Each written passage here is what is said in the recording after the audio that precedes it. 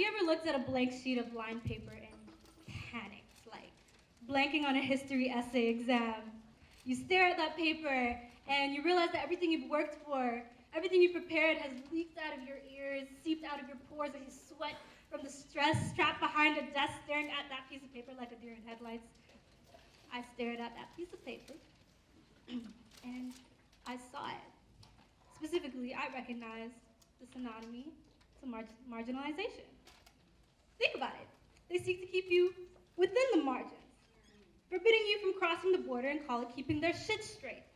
Depending on the colored lines that connect the borders and margins together, depending on what we created on that white piece of paper, and when there's just not enough space for their expansion because they just don't know exactly when to put things to a full stop, they push their limits by writing within the margins because they want to fit in, because the space is just meant to be used up, because they just need to be put somewhere so bad and say we are not welcome.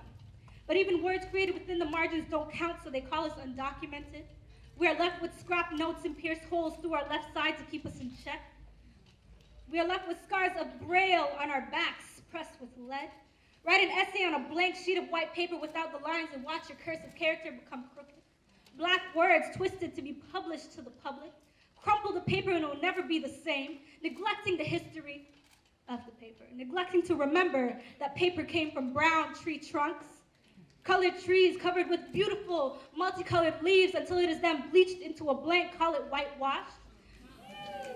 Even the leaves and the trees struggle to sustain life in a cold white winter, call it a hostile takeover. Don't you understand that without the help of trees, we can't breathe? I said, don't you understand that without the help of trees, I can't breathe? I can't breathe. I can say it 7 times and you still won't hear me. You still won't spare me.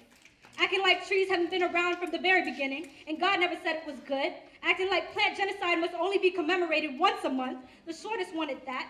Like trees and paper ain't bring you value all year round, all your life.